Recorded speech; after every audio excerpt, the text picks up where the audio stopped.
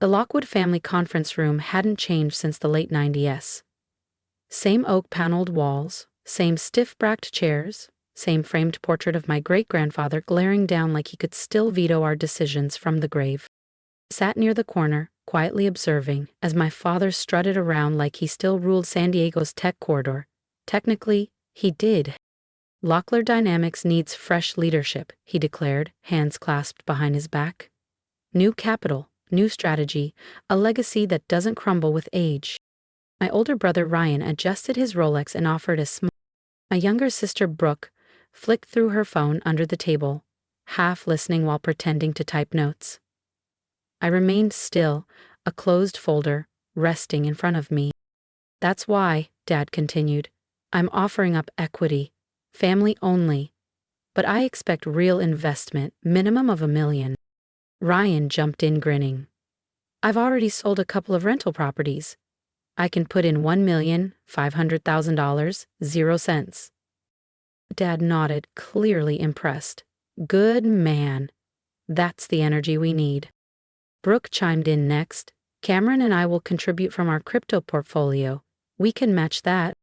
Perfect, Dad said, pleased. Commitment, ownership. Then the room went quiet. All eyes turned to me. Natalie Lockwood, the middle child, the invisible one, the one who left 7 years ago at age 28, apparently to find herself. I'd like to present a proposal on supply chain modernization, I said, voice calm. Dad held up his hand. Natalie, this isn't a lecture. We need real money. What can you contribute? I met his eyes.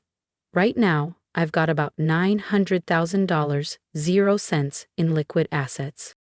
Brooke let out a soft laugh. Sweetheart, that's not even a down payment around here. Ryan smirked. Maybe stick to your freelance stuff. Leave the big moves to us. Dad exhaled sharply. We're talking serious capital here, Natalie, not a hobbyist's savings account.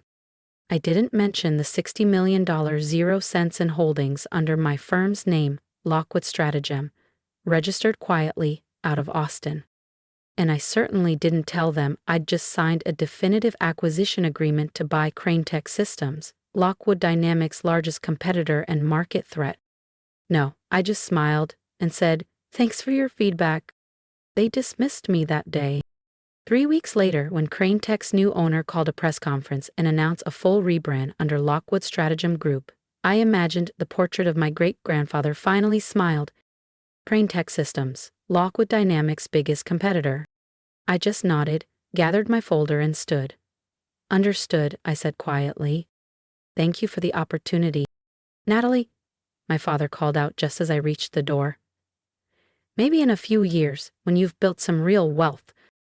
I shut the door behind me without a word. 2 weeks later, I was seated in my real office, top floor of a high-rise in downtown Austin. Floor-to-ceiling windows wrapped around the room. Multiple monitors displayed the morning business news, headline crawls syncing perfectly across the screens. Breaking. Crane Tech Systems announces new CEO and majority shareholder. I sipped my coffee and leaned back in my chair. The first notification came in from Ryan. Then Brooke. Then a flood family group chat pings, missed calls from distant cousins, even my aunt who hadn't spoken to me since I left San Diego. I ignored them all. Instead, I pulled up the live feed from Lockwood Dynamics building. Their security system was laughably outdated, something I intended to exploit further later. For now, it served one perfect purpose: watching my father walk into his own lobby, oblivious to what was already underway. He moved to the front desk, coffee in hand, checking messages like it was any other Monday. But then, on the mounted lobby television, the segment aired. Crane Tech Systems proudly announces Natalie Lockwood as its new CEO and majority stakeholder. My professional headshot filled the screen. He froze. Then the cup slipped from his hand and shattered on the marble floor. His face turned crimson, then pale, then back again. He fumbled for his phone. I let the call ring. Then I opened my laptop and typed a short email to the Crane Tech executive team. Subject: Expansion Phase 1. Launch today. As discussed, Phase 1 begins immediately. Target, Lockwood Dynamics semiconductor deal with Cobalt Advanced Manufacturing. Let's move decisively. They won't see us coming. Regards.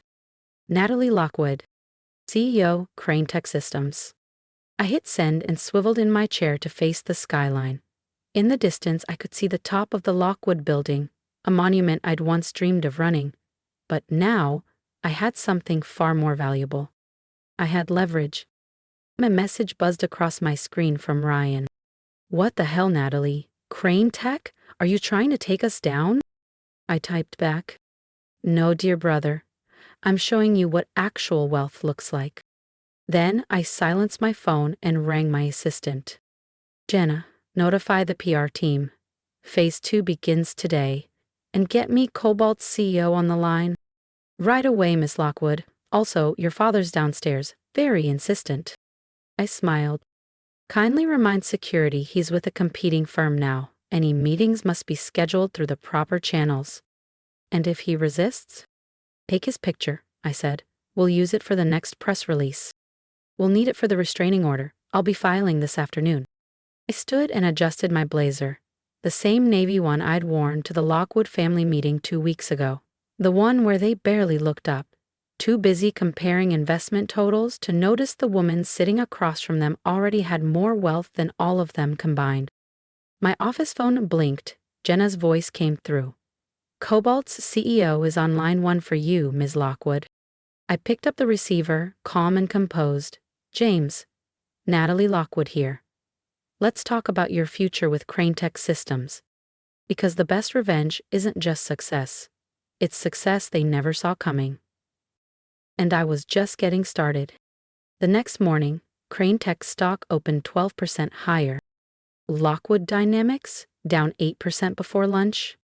I watched both numbers flicker across my private conference room screen as I reviewed the finalized Cobalt contract, now exclusively ours. A midnight negotiation, inked quietly, had stripped Lockwood Dynamics of their biggest semiconductor deal. They never even saw the exit clause coming. "Miss Lockwood," Jenna's voice returned through the intercom, "your sister Brooke is here." "She doesn't have an appointment." "I know, but she's not leaving." "Let her in," I said, closing my laptop. "This should be fun." Brooke burst through the door in Louboutins in fury. "What the hell are you doing, Natalie? First Crane Tech, now Cobalt? Are you trying to burn down everything Dad built?" I gestured to the leather chair across from me. "Please, sit. You're making my security team nervous." "Screw your security team." But she sat anyway, smoothing her silk blouse with hands that wouldn't stop trembling. Ryan is spiraling. Dad hasn't left his office. Mom keeps crying about betrayal, about family. "How poetic," I murmured, pulling up a document on my tablet. "Speaking of betrayal, let's talk about that partnership you and Ryan pushed last quarter with Argus Circuits." Brooke frowns. "How do you know about that?" "I know everything," I said evenly, including the fact that Argus is 3 months away from defaulting on their debt. Their books are a disaster. And you two tied Lockwood Dynamics to them because their CEO promised you personal kickbacks." Her eyes darted. That's not true." "I have the offshore account transfers," I replied, turning the tablet screen toward her. "Wire logs, transaction IDs, your initials." Her face turned ghostly. "You can't prove anything." "Actually," I said, "I already did. Crane Tech's forensic accounting division is very thorough, and right now they're drafting a full report for the SEC." Brooke stood abruptly. "You wouldn't dare." I smiled. "I told you 2 weeks ago I brought more than ideas to the table." Then I pressed a button on my desk. "Jenna, please escort my sister out." Brooke's voice cracked. "Natalie, please." But I'd already turned my chair back to the window, watching the Lockwood Tower shrink into the distance. Some legacies are earned. Others are dismantled. If you've ever been underestimated by the people who should have known your worth, don't scroll. Hit that subscribe button and join me for the next chapter. Because Natalie's just getting started. "We're family," Brooke whispered. I leaned forward, voice even. "Was it family when you and Ryan convinced Dad I didn't belong in strategic meetings? When you mocked my little consulting firm while I was quietly building a billion-dollar portfolio? When you both locked me out of every decision because you thought I wasn't smart enough, rich enough, or ruthless enough to matter? She pushed to her feet so fast the chair behind her toppled over. What do you want? Simple, I said. Lockwood Dynamics cuts all ties with Argus Circuits, effective immediately. You and Ryan resign from the board, publicly citing personal reasons. Her jaw clenched. That's blackmail. No, dear sister, I replied, tapping my laptop. That's business. I didn't bother explaining further. You have until 5 p.m. to decide. After that, the SEC receives an anonymous tip with full documentation. Dad will never agree to this, she spat. Dad doesn't have a choice, I said calmly. Crane Tech now controls 30% of Lockwood's supplier network. One call from me and your production lines go dark tomorrow. She stared at me like she was seeing a stranger. Maybe she was. Who are you? I met her eyes. I'm the sister you should have paid attention to. Then I pressed the intercom. Jenna, please escort Ms. Lockwood out and send in the M&A team. We've got work to do. After Brooke left, I opened an old family photo on my screen. Last Christmas. There I was, blurred in the back row, quiet, watching, planning, and there they were, centered, loud, confident, completely unaware I was about to change the game. My phone buzzed, a message from Ryan. Whatever you're planning, stop, let's talk. I typed back without hesitation. Like you talked about the Argus deal? Check your email, you've got 4 hours. Then I opened a file labeled Phase 3, the next step in Crane Tech's expansion. By the time my M&A leads walked in, I'd already flagged 3 more Lockwood Dynamics contracts ripe for acquisition, one of them a key distributor for their overseas assembly line. Each one another domino in the structure they never thought could fall. Because this wasn't just about revenge anymore. It was about precision. It was about showing them, clearly and undeniably, who they had underestimated. And I was just getting warmed up. That afternoon, the financial news tickers lit up with Crane Tech's latest acquisition, a mid-sized chip supplier responsible for 40% of Lockwood's component flow. Right on schedule, 3:02 p.m., Dad would see the headline flash across the monitor in his office, the same time he took his daily coffee break, the same coffee he dropped yesterday. I smiled, imagining the splash on the floor, because sometimes the quiet ones don't stay quiet out of fear. They stay quiet because they're waiting for the perfect moment to strike. And my waha moment? It had only just begun. At exactly 4:58 p.m., 2 minutes before my deadline, the resignations hit my inbox. First Ryan, then Brooke, both citing personal reasons for stepping down from the Lockwood Dynamics board. I forwarded the documents to my legal team without comment. Then came the call I'd been expecting. Natalie. My father's voice was strained, thinner than I'd ever heard it. We need to talk. My office, tomorrow morning, 9 sharp. Bring your mother. I hung up before he could say anything else. That night, I sat in my penthouse, lights low, a glass of wine untouched beside me. I was reviewing old family videos, not for sentiment, but for fuel. Christmas mornings, where Brooke's designer gifts filled the screen while I unwrapped books on finance. Footage of family meetings where I raised my hand only to be talked over, and my business school graduation was valedictorian, yet everyone left early because Ryan had dinner with a potential investor. I saved everything. Because I never forgot. At 8:55 IA memo the next morning they arrived. Mom looked older than I remembered, like the stress had finally caught up. Dad's confident gait was gone. He walked like a man carrying a weight too heavy for one lifetime. They sat across from me in the glass-walled executive suite, facing the downtown skyline. 2 people who once seemed invincible, now just tired. The Argus Circus deal is dead, Dad said, voice flat. And your siblings have resigned. Yes, I replied, calm. I know. I tapped the remote and brought up a presentation on the screen behind me. Let's talk about Lockwood Dynamics' future. Our future? Mom asked softly. Natalie, you're tearing us apart. No, Mom, I said gently. I'm saving you. From them. Slide 1 appeared, detailed wire transfers, false invoices, and meeting records linking Brooke and Ryan to the kickback scheme. They've been draining the company for years. Argus was only the most recent. I have records of at least 6 other contracts where they were paid under the table to push deals that bled Lockwood dry. Dad's face turned pale. That can't be true. We raised them better. Did you? I asked, holding his gaze. You raised them to believe that success meant control. That whoever shouted the loudest won. That money trumped ethics. They learned from the best. I clicked through more slides. Offshore accounts, flight logs, emails scrubbed and recovered. With each click, their posture crumbled. Why are you showing us this? Mom whispered. Why not just let the authorities deal with it? Because, despite everything, Lockwood Dynamics is still Granddad's legacy, I said. And unlike my dear siblings, I actually care about preserving it. Dad looked up, wary. What are you suggesting? I advanced to the final slide. A merger. Lockwood Dynamics and Crane Tech Systems. Under new leadership. Mine. I clicked to the final slide. Crane's Tech Systems and Lockwood Dynamics. United.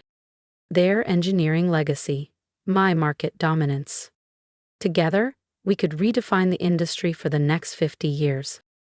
You want to take over our company? Dad asked, his voice brittle. No, I said. I want to save it, but this time on my terms. I laid out the framework. Fair stock conversion, protection for key staff, a restructured board with oversight to keep both legacies intact. No more backroom deals, no more nepotism. And if we say no? Dad's tone was quiet, almost resigned. Then tomorrow morning, these records go public. Lockwood Dynamics stock collapses, the SEC opens an investigation, and Granddad's legacy becomes a scandal. Mom began to cry softly beside him. Dad just stared down at his hands. I stood up. You have until noon to decide. I paused at the door. Oh, one more thing. I want the painting. What painting? Mom looked up confused. Granddad's portrait, I said. The one in the boardroom that watched you all ignore me for 20 years.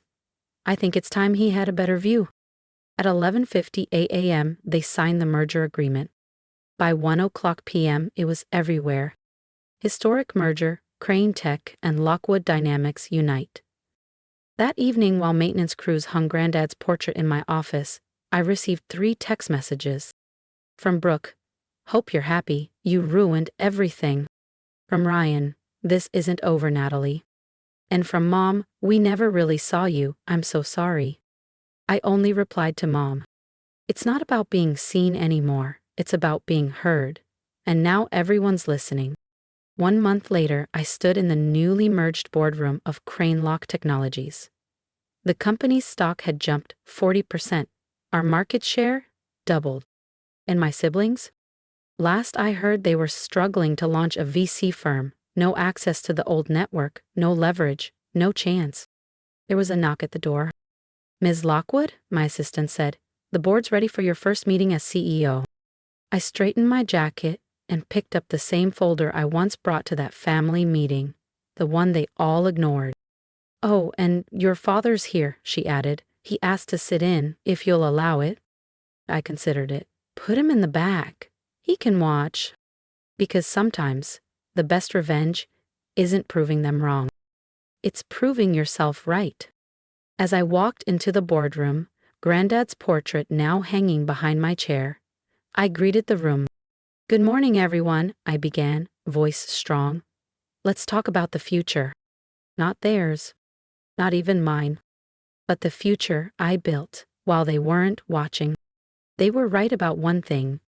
Business is about money and power. They just never expected me to have more of both. And as I caught Dad's eyes in the back of the room, I saw it. Not disappointment, not doubt, but respect. Too little, too late. But exactly what I'd been building toward all along. If you've ever been underestimated, I want to hear from you. Comment below. Tell me what they said you couldn't do. Stand with me. Support women who rise in silence, then lead with power.